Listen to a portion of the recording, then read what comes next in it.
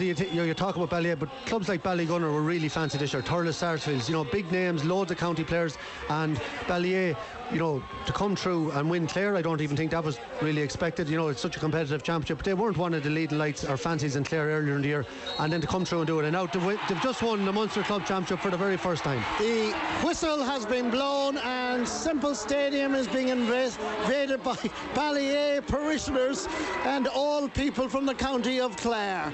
Clare are Munster Club champions for 2016, represented by the county champions Ballyea. They're around the goalkeeper and full back. I'm going to say Kevin Sheehan, the goalie, has some fan club. There's about 200 young lads getting into it. But it is a unique club, and indeed when you think of Stan Lenine and Pierce Lillis and Gary Brennan, who are really traditional footballers, and indeed if I can reveal now, as a young lad there was no hurling in my area, so I played minor hurling with Ballyea, with Tony Kelly's dad and Paddy, there was a whole pile of them, Paddy Quinn, and it is such a lovely club and great spirit, and very proud to have a very tenuous link. They've come a long way.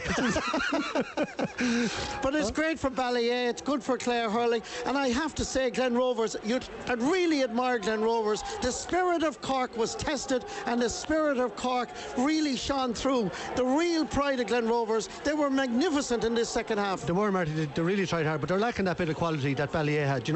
We've talked about it quite a bit during the game. Conor Doris got his 2 goals and a point, but they were struggling to get scores from play.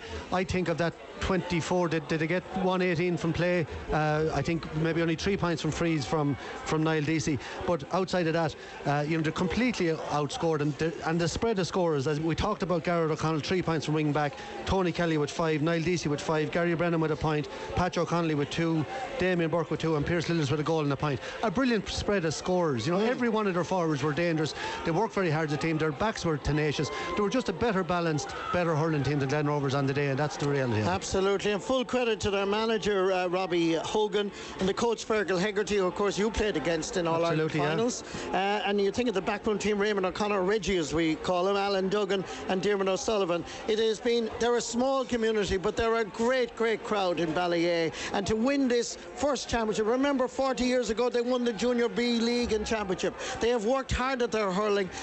They have a wonderful, really good team, but a great spirit in the area of Ballyea, and you see them on here. They're hugging. I can assure you, we're up here on this floor, but there are tears of joy being spilled here on Semple Stadium today. Absolutely, Marty. It just shows you, like I always say when I go around talking to particularly young players all over the country, when you're giving talks, ambition is the big thing. If you have that ambition, if you have that belief, and you put in the work to back it up, anything is possible. And you can see it here. I'd say every man, woman and child in Ballyea is out on that pitch here today. That's what it's all about.